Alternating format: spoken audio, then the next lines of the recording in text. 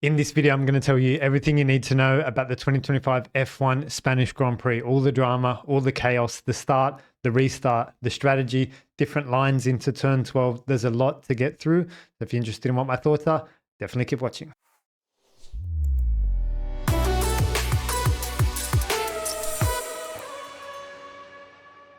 Welcome back to the channel, guys. My name's Martin and I'm a specialist technical coach and mentor for open formula drivers. There is some juicy stuff that we're going to need to get to, obviously with Max and that, half let through. We're going to get onto a little bit later. I'm going to run through the start firstly.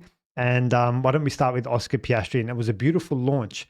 I said yesterday that Oscar might want to consider lining his car up at an angle to shoot across to the inside and cover off Lando Norris. Now, why did I say that? Well, it's your insurance policy. If you don't get a good start, then you want to make sure you're at least fighting and competing for the inside. Let's jump over to the whiteboard super quick so I can just show you guys what I'm talking about. So this will be Piastri's box over here, and this will be Norris's box over here. And what I said that Oscar needs to do is not line up directly straight in the box, because if he does get a bad launch, it's like, oh, I need to quickly make it over. And that steering input costs you forward momentum. Oscar's better off lining his car up at an angle and just going straight across to fight and compete for the inside. He didn't need to do that because he got a good start. Or another way of framing that is, he got a good start, so it was a good thing that, he actually lined his car up the way he did. I always like to just line up on the angle and recommend you line up on the angle. You don't know if you're going to get a good start or a bad start. It could go your way, it could not go your way.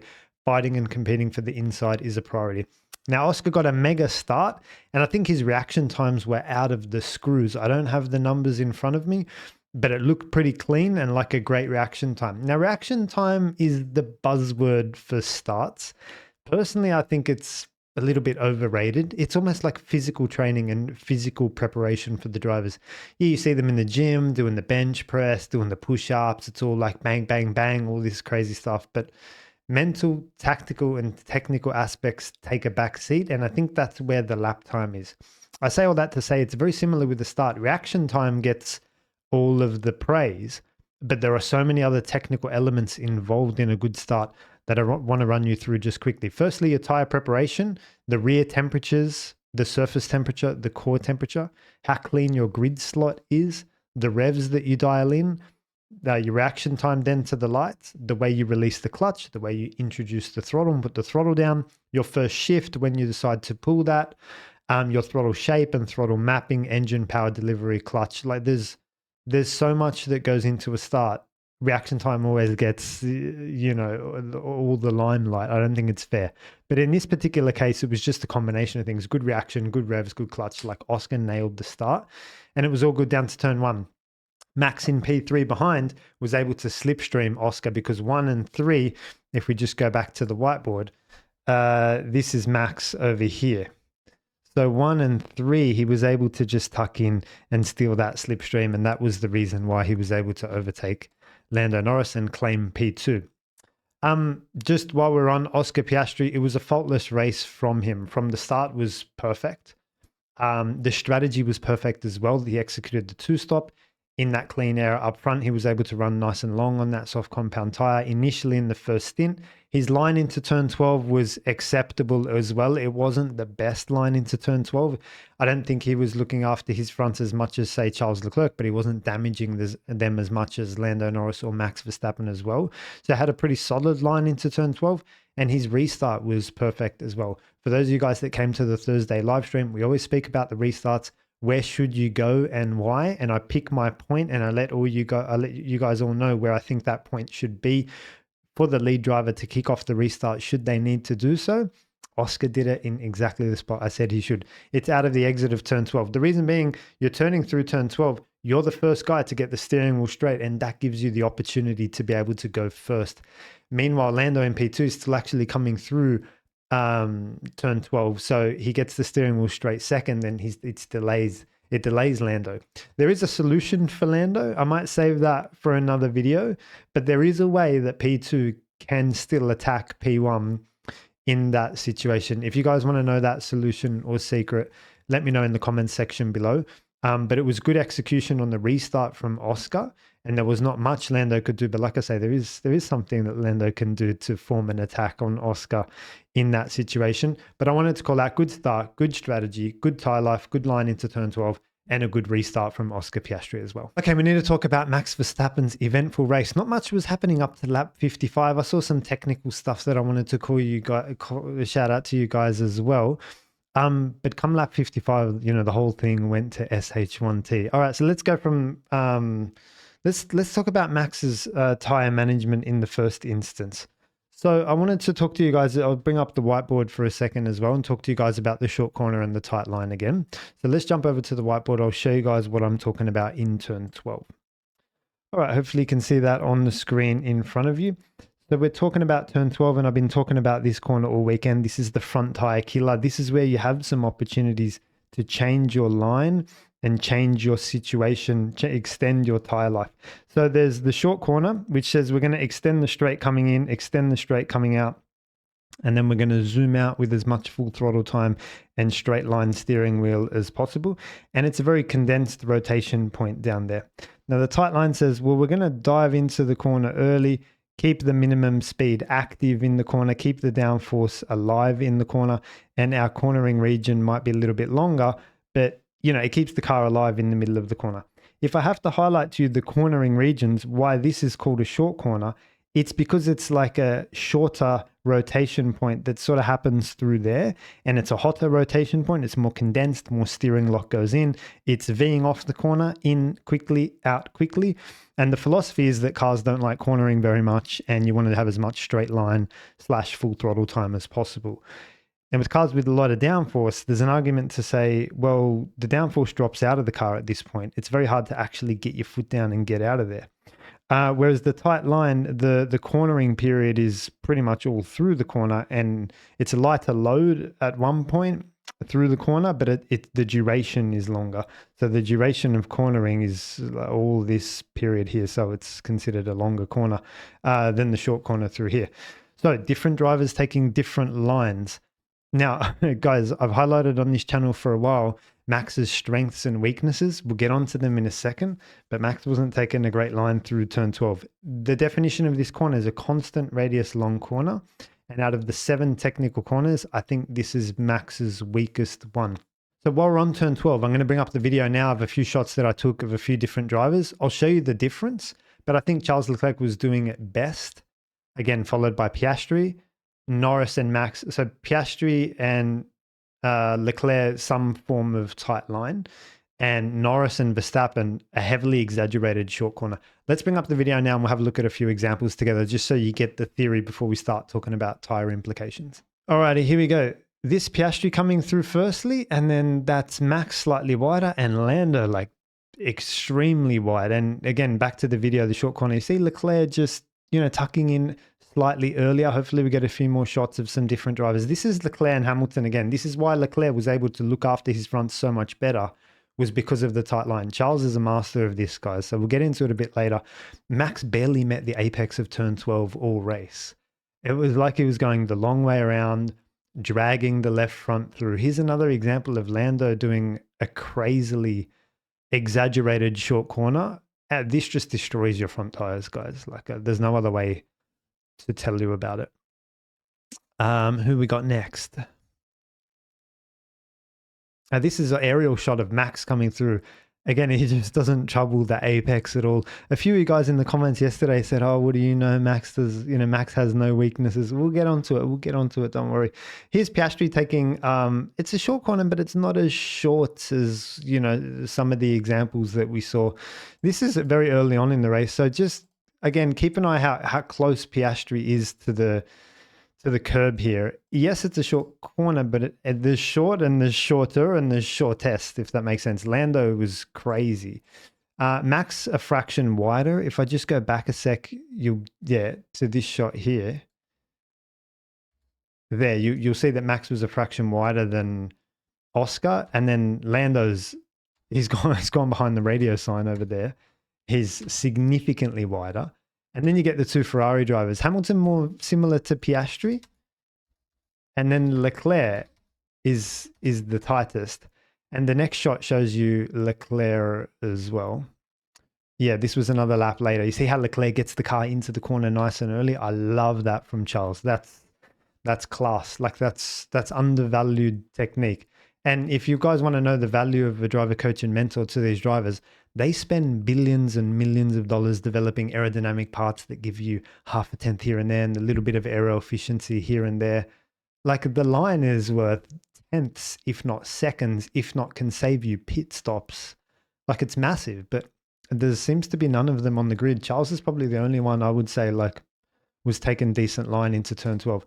Now, if you recall, China, same situation. Leclerc behind Hamilton, Ferrari, long corner, turn 1, same situation. Like even actually in that race, Charles had half a front wing and was still managed to put lap time over on Lewis Hamilton.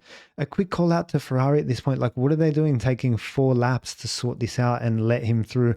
I mean, that's a conversation for another day, Ferrari race operations. If you're following the channel for a while, you know that they need to be quicker. At one point, Charles is quicker than Lewis. Get it done, bang. Literally, it just needs to be no more complex than that.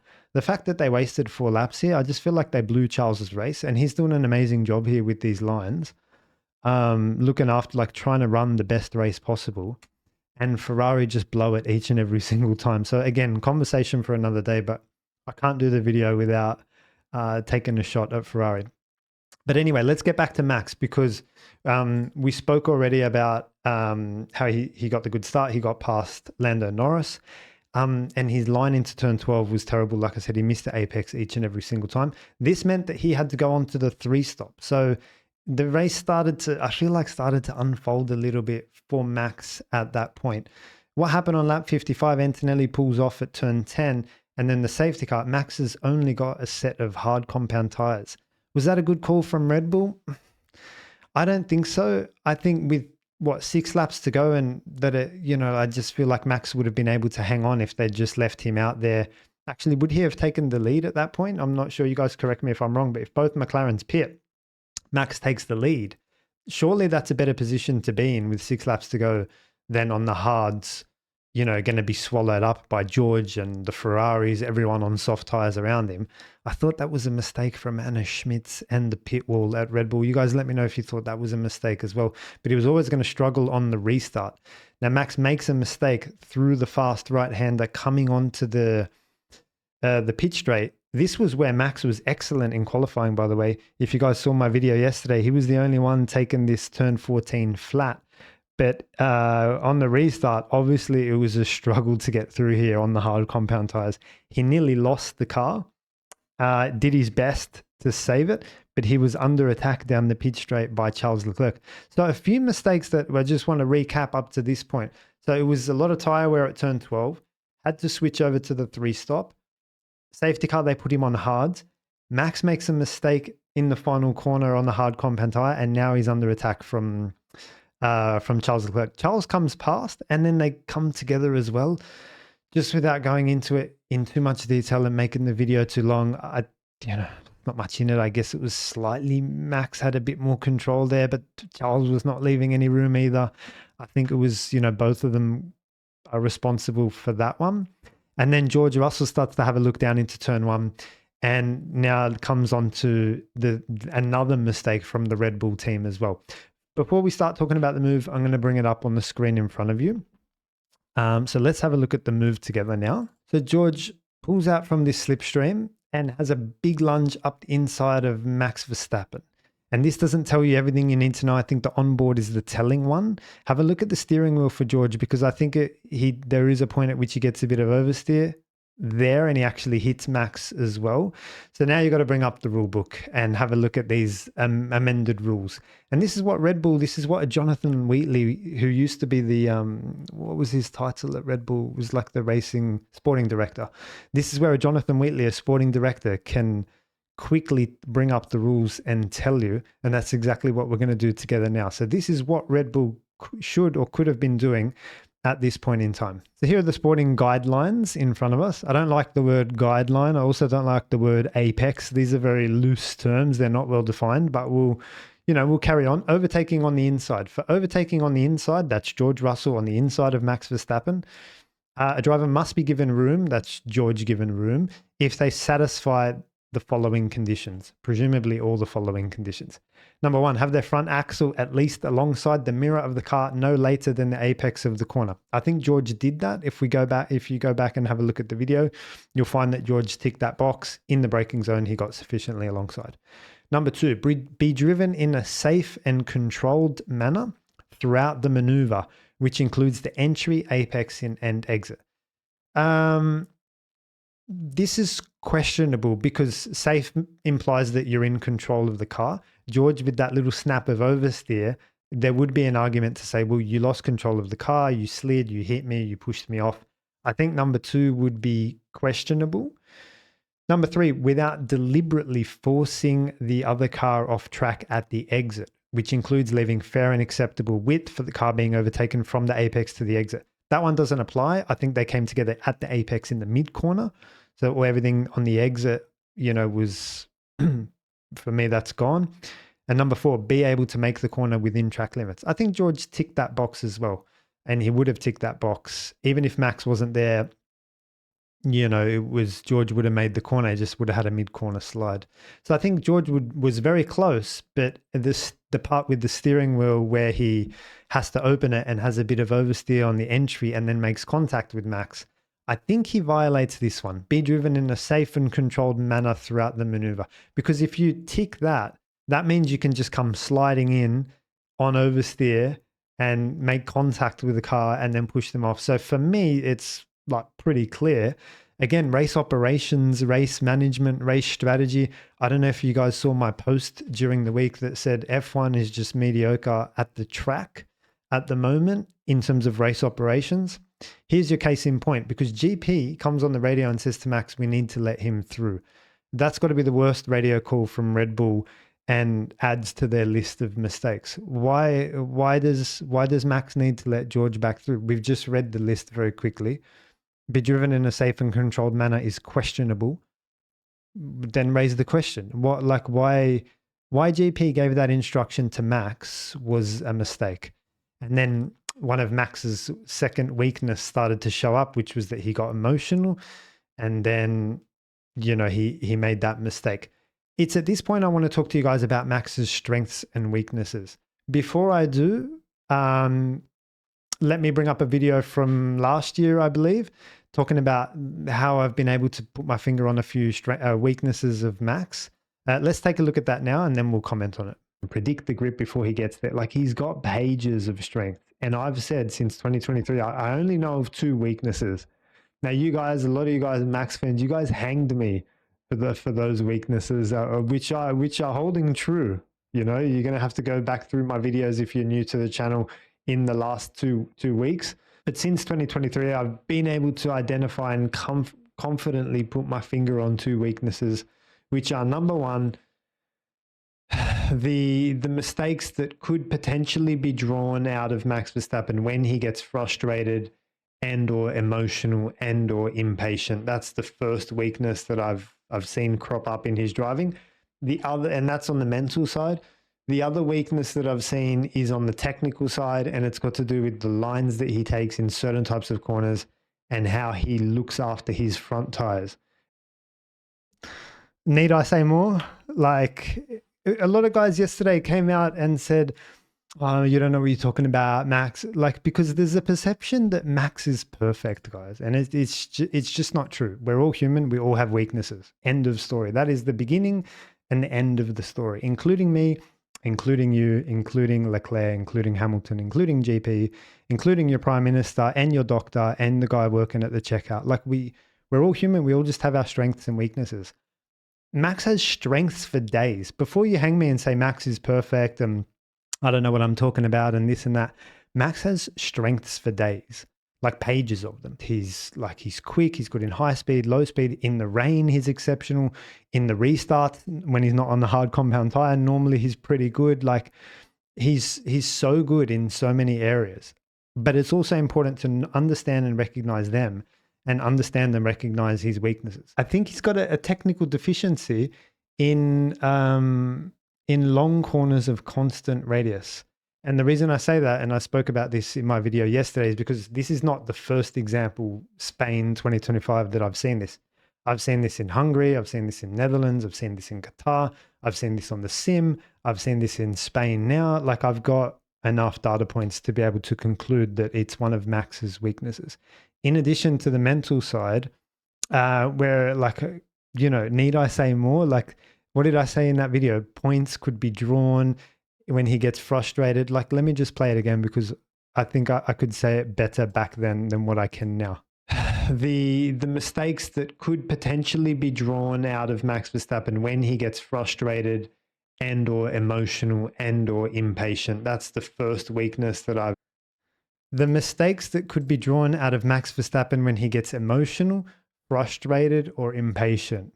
Hello, like, are we watching the same race here? It's exactly what happened down at turn 5 today. Let's have a look at the incident together now. Well, I'll talk you guys through it. Basically, he half let George Russell through. He let him through a little bit, like they were kind of George just in front, and then he sped up and made contact at the apex. And I think essentially trying to simulate what happened back at turn 1 and say, well, if this is the way we're going racing, if you're allowed to do that at turn 1, well, I'm allowed to do this at turn 5. Like, I understand, Max, but now's not the time for that. Let's have a look at it now. You guys let me know what you think. So here it is. He kind of lets him through, but then he goes back on the throttle, and that's the part where it's not right. It's definitely not right. We certainly don't support that. He speeds back up to make sure that he makes contact with him. And again, if I can take you guys into Max's mentality, he's trying to say, well, if you can do that at turn 1 and I've got to let you back through, then I can do this as well. But, that's not the way to go about it. Now, I've also said for a while on this channel, Max is Senna. They're identical. They're cut from exactly the same cloth. They're win at all costs drivers. They're super quick. They're amazing in the rain, and they're emotional as well. It's just like, is it a part of, like, is that character a part of what it takes to be a world champion? I'm not sure. There are no Roger Federers in Formula One, that's for sure. There's no one that's got, like, I mean, I think George is close, but I guess the question I'm asking is, does Max need to be like this? Like, he's so good in so many areas. Like, you get amazing moves around the outside of Imola a few races ago, and then you get this rubbish. Like, I don't know. You guys let me know in the comments again what you guys think of this. Now, the penalty as well, again, I'm like, from the driver, coach, and mentor's point of view, I look at the racing, who's in front. I looked at the rules, like I said before. For this sort of thing, like, I would hope that one of my drivers would never do this. I'm not sure what the rules and repercussions are. Nico Rosberg was saying it should be black flag, kicked out of the race. In the end, he got a 10-second penalty for this.